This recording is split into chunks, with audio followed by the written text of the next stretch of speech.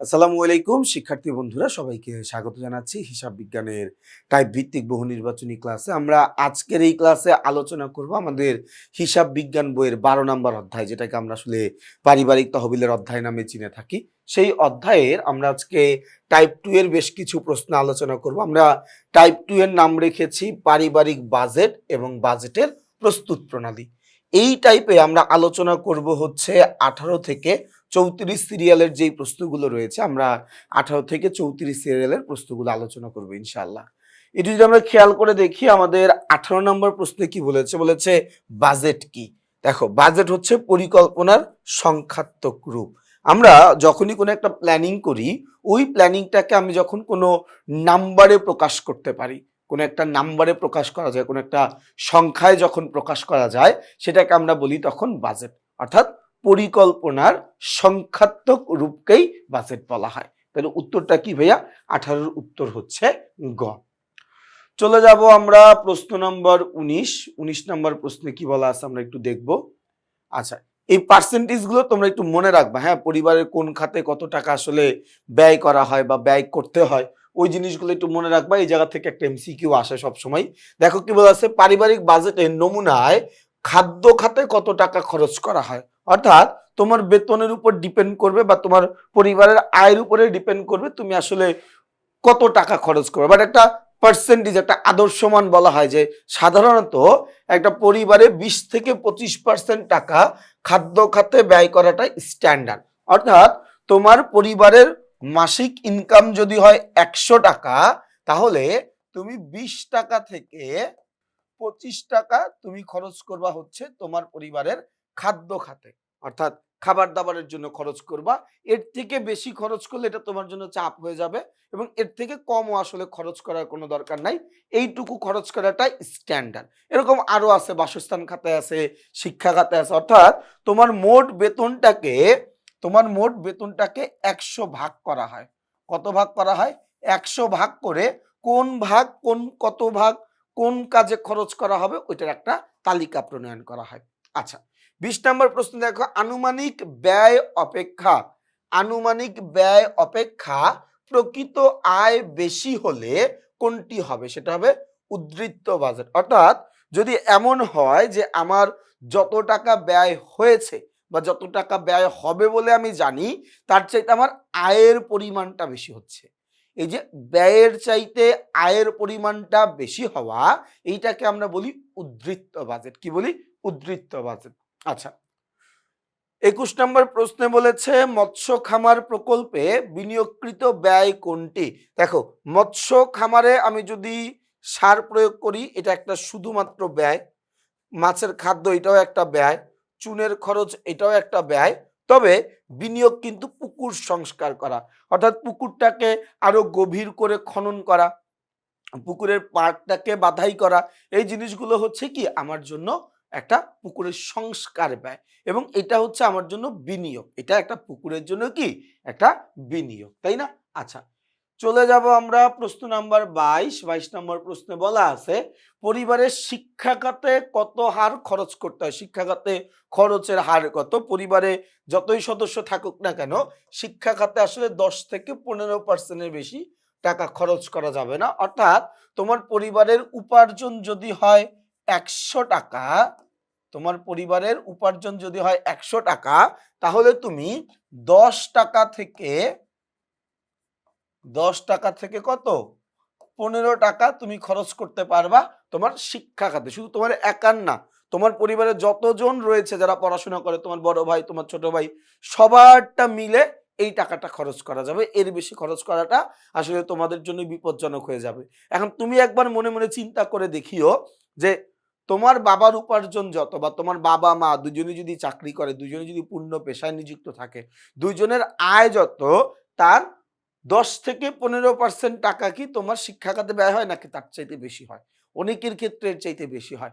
এরপরে তোমরা পড়াশোনা করতে চাও না, যেন পড়াশোনা করতে হবে, অনেক বেশি পড়াশোনা করতে হবে। আচ্ছা, পারিবারিক বাজেটের মূল লক্ষ্য কি? পারিবারিক বাজেটের মূল লক্ষ্য হচ্ছে আমি আমার খরচটা কমায়া ভবিষ্যতের জন্য যদি কিছু টাকা সঞ্চয় করতে পারি। দেখো আমরা বেতন পাওয়া শুরুতে এই কাজগুলো আসলে দেখো পারিবারিক বাজেট এটা আসলে আমি তোমাকে যতটা না বোঝাচ্ছি এর চাইতে তোমার আম্মু তোমাকে এই জিনিসটা আরো ভালো বুঝাইতে পারবেন।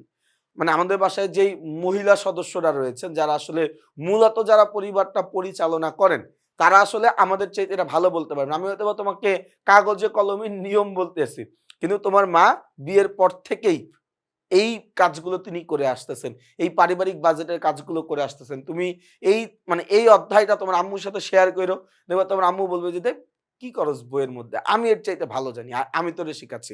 তার কারণ উনাদের এটার এক্সপেরিয়েন্স বেশি। উনারা কাগজে কলমে এই হিসাবগুলো ছোটবেলা থেকে করতেছেন বা বিয়ের পর থেকে এই কাজগুলো তারা করতেছেন। আমরা যে পরিবারের হিসাব নিকাশ করি তার অন্যতম বড় একটা কারণ হচ্ছে যদি আমি কিছু টাকা সেভ করতে পারি ওইটাকে আমি ইনভেস্ট করে দিব। এটাকে আমি কি করে দিব?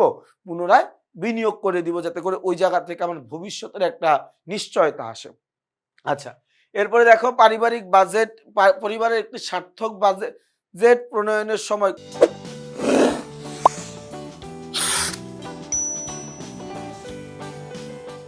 কয়টি বিষয় বিবেচনা করতে হয়? ৫ টি বিষয় বিবেচনা করে আমরা কি করি? একটা পারিবারিক বাজেট প্রণয়ন করি, একটা সঠিক বাজেট প্রণয়ন করার চেষ্টা করি। আচ্ছা, এরপর চলে যাব ২৫ নম্বর প্রশ্নে। প্রতিটি বাজেটের মূল লক্ষ্য কি? প্রতিটি বাজেটের মূল লক্ষ্য হচ্ছে আমি যেন কিছু টাকা সঞ্চয় করতে পারি। আমার যেন কিছুটা সঞ্চয়ের পরিমাণ বাড়াইতে পারি। আমি যেন কিছুটা সঞ্চয় বৃদ্ধি করতে পারি। এটা হচ্ছে আমার মূল লক্ষ্য। তাহলে পরিবারের বাজেটের মূল লক্ষ্য কোনটি? মূল লক্ষ্য হচ্ছে সঞ্চয় করা। আচ্ছা, পরিকল্পনার সংখ্যাত্মক প্রকাশকে কি বলে? পরিকল্পনার সংখ্যাত্মক প্রকাশ বা পরিকল্পনার সংখ্যাত্মক রূপকে বলা হয় বাজেট। পরিকল্পনার সংখ্যাত্মক প্রকাশ বা সংখ্যাত্মক রূপকে কি বলা হয়? রূপকে বলা হয় বাজেট। আচ্ছা, ২৭ নম্বর প্রশ্নটা আমরা একটু দেখব। পরিবারের বাজেটের বাসস্থান খাতে পরিবারের বাজেটের ২৭ নম্বর প্রশ্নটা পরিবারের বাজেটের বাসস্থান খাতে শতকরা কত টাকা খরচ করতে হয়? ৩০ থেকে ৪০%। অর্থাৎ তোমার পরিবারের আয় যদি হয় কত টাকা? ১০০ টাকা। ১০০ টাকা তাহলে তুমি সর্বোচ্চ ৩০ টাকা থেকে সর্বনিম্ন ৩০ টাকা থেকে সর্বোচ্চ ৪০ টাকা তুমি খরচ করতে পারবা তোমার পরিবারের বাসস্থানের জন্য, থাকার জায়গার জন্য। এর বেশি টাকা খরচ করলে অন্য জায়গাতে তোমাকে বাজেট কমাইতে হবে। অন্য জায়গায় তুমি চাপে পড়ে যাবা তখন। আচ্ছা, এরপরে ২৮ নম্বর প্রশ্ন কি বলা আছে ভাইয়া? বাস্তবমুখী বাজেট তৈরির সময় কয়টি বিষয়ের দিকে খেয়াল রাখতে হবে? বাস্তবমুখী বাজেট প্রণয়নের সময় আমাকে খেয়াল রাখতে হবে ৫ টি বিষয়ের দিকে। তাহলে উত্তর কি? উত্তর হচ্ছে আমাদের জন্য খ। উত্তর কি? উত্তর হচ্ছে আমাদের জন্য খ, অর্থাৎ ৫ টি, তাই না? আচ্ছা, এরপরে আমরা চলে যাব হচ্ছে আমাদের ২৯ নাম্বার প্রশ্ন। ২৯ নাম্বার প্রশ্নে বলেছে একটা পরিবারের যানবাহন খরচের পরিমাণ কত? আমার যে পরিবার ওই পরিবারে আমার যাতায়াত খাতে আমি কত টাকা খরচ করতে পারবো? আমি বাসা থেকে বের হয়ে স্কুলে যাচ্ছি, আমার বাবা অফিসে যাচ্ছে, আমার মা বাজার করতে যাচ্ছে, এরকম অনেক ধরনের খরচ হয়, তাই না? তো এই যে যাতায়াত খাতে বা যানবাহন খাতে আমি কত টাকা খরচ করতে পারবো? আমি ২০ থেকে ২৫% টাকা খরচ করতে পারবো। অর্থাৎ আমার মাসিক আয় যদি হয় ১০০ টাকা তাহলে আমি সর্বনিম্ন ২০ টাকা থেকে কত? ২৫ টাকা আমি খরচ করতে পারবো কোন খাতে?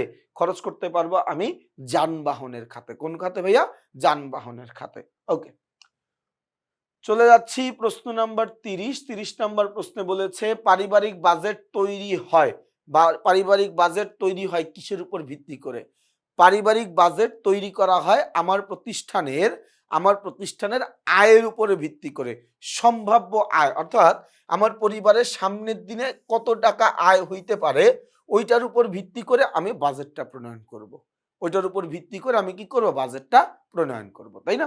আচ্ছা, ৩১ নম্বর প্রশ্ন পারিবারিক বাজেট প্রস্তুতের পদক্ষেপ কয়টি? আমি যখন পারিবারিক বাজেট প্রণয়ন করতে যাব একটা প্রকৃত বাজেট, একটা সুন্দর বাজেট প্রণয়নের ধাপ হচ্ছে ৫টা। কয়টা ভাইয়া? একটা সুন্দর বাজেট প্রণয়নের ধাপ হচ্ছে ৫টি। ওকে, এরপরে আমরা চলে যাব প্রশ্ন নাম্বার ৩২। ৩২ নম্বর প্রশ্নে কি বলেছে? বলেছে পারিবারিক আয়ের ১৫ থেকে ২০% কোন খাতে খরচ করা যেতে পারে? আমার পরিবারের আয়ের ১৫ থেকে ২০% টাকা, অর্থাৎ পরিবারে যত টাকা আয় হবে সেই আয়ের ১৫ টাকা থেকে ২০ টাকা, মানে ১০০ টাকা আয়ের মধ্যে আরকি। ১০০ টাকা আয়ের মধ্যে ১৫ থেকে ২০ টাকা আমি খরচ করতে পারবো আমার যানবাহন খাতে। অর্থাৎ আমার বিভিন্ন জায়গায় যাওয়া আসার যেই খরচ হয়, ওই খাতে আমি এই টাকাটা ব্যয় করতে পারবো। আচ্ছা, ৩২ এর পরে এরপরে কি আমাদের আর কোনো প্রশ্ন আছে এই টাইপের মধ্যে? হ্যাঁ, আরো ২ টা প্রশ্ন আছে। দেখো, পরিবারের আয়ের ভাইয়া কি বলছে দেখো, পরিবারের আয়ের ১০ থেকে ১৫% টাকা খরচ করা যেতে পারে কোন খাতে? শিক্ষা খাতে। তাই না? তোমার পরিবারের আয় যদি কত হয়? ১০০ টাকা হয়। তাহলে তুমি শিক্ষা খাতে ব্যয় করবা কত? ১০ টাকা থেকে সর্বোচ্চ ১৫ টাকা। এটাই স্ট্যান্ডার্ড। তারপরে পরিবারের ব্যয়ের উপর, মানে পরিবারের অন্যান্য পারিপার্শ্বিকতার উপর নির্ভর করে এটা আসলে কত হওয়া উচিত। বাট একটা তুলনামূলক কথা যদি বলি, একটা স্ট্যান্ডার্ড, একটা আদর্শমান যদি বলি, সেটা হচ্ছে ১০ থেকে ১৫%। আচ্ছা, এরপরে পারিবারিক বাজেটের নমুনায় শিক্ষা খাতের ব্যয় কত? মাত্রই দেখলাম আমরা ১০ থেকে ১৫%। তাইলে এই টাইপের টাইপ ২ তে আমরা একটা জিনিস বুঝলাম যে আসলে আমাদের পারিবারিক বাজেটের যে পার্সেন্টেজটা, যে কোন খাতে আসলে আমাকে কত টাকা খরচ করতে হবে বা কোন খাতে আসলে কত টাকা খরচ করা উচিত, ওই জিনিসটা থেকে আসলে সবচাইতে বেশি প্রশ্ন আসে এবং সামনের দিনগুলোতে আসবে আশা করছি। তোমাদের কাজ হচ্ছে ভাইয়া, আমরা যেইভাবে পড়াচ্ছি, যেভাবে ক্লাসগুলো নিচ্ছি, বইতে তোমরা ক্লাসগুলো পাবা। ক্লাসগুলো একটু মনোযোগ দিয়ে করবা এবং নিজের মনের মধ্যে এই আত্মবিশ্বাস রাখবা যে তুমি না পারলে আর কেউ পারবে না। তোমাকে পরিশ্রম করতে হবে। এত বেশি পরিশ্রম করতে হবে যেই পরিশ্রমের কথাটা তোমার আশেপাশের যারা রয়েছে তারা কেউ চিন্তাও করতে পারবে না। সবাইকে অনেক, অনেক শুভকামনা জানিয়ে আমি আমার আজকের এই ক্লাসটি এখানেই শেষ করছি। সবাই ভালো থাকবা, সুস্থ থাকবা। আমার জন্য বেশি করে দোয়া করবা। আসসালামু আলাইকুম।